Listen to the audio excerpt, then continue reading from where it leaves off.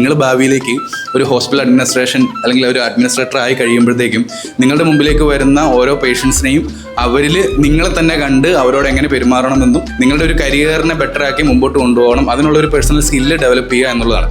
ഇന്ന് വൈകുന്നേരം വരെ ഇങ്ങനെ ഇരിക്കാം എന്ന് ആരും വിചാരിക്കണ്ട. യെസ്, ഇതാണ് നമുക്ക് കണക്ഷൻ. നമ്മൾ ഫീൽഡിലേക്ക് ഇറങ്ങുമ്പോൾ, ഹോസ്പിറ്റലിലേക്ക് ഇറങ്ങുമ്പോൾ പല രീതിയിലുള്ള പ്രയാസങ്ങൾ അനുഭവിക്കുന്ന, ഹോസ്പിറ്റൽ എന്ന് പറയുന്നത് തന്നെ സന്തോഷത്തിൻ്റെ കേന്ദ്രമല്ല.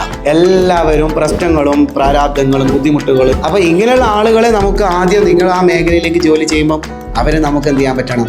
കണക്ട് ചെയ്യാൻ വേണ്ടി പറ്റണം. അപ്പോൾ അവരോടൊപ്പം നിൽക്കണം. അതുകൊണ്ടാണ് അവിടെ ഇരിക്കുന്ന ഒരാളെ വേറെ എന്തെങ്കിലും പറഞ്ഞാൽ ഇവരെ കണക്ട് ചെയ്യാൻ പറ്റില്ല. അപ്പോൾ അവരുടെ ഭാഗത്ത് നിന്നുകൊണ്ട് സംസാരിച്ചപ്പോഴാണ് അവരെ നമുക്ക് എന്ത് ചെയ്യാൻ പറ്റിയത്. റൈറ്റ്, നിങ്ങൾ എന്നെ ട്രീറ്റ് ചെയ്ത രീതി ഭയങ്കരമായിട്ട് ഇഷ്ടപ്പെട്ടു കേട്ടോ. ഇതിനു മുമ്പേ ഇങ്ങനെ പോയിട്ടുണ്ടെങ്കിലും ഇത്രയും നന്നായിട്ട് പെരുമാറി കിട്ടിയിട്ടില്ല. അതുകൊണ്ടാണ്. Yes, very good, complete.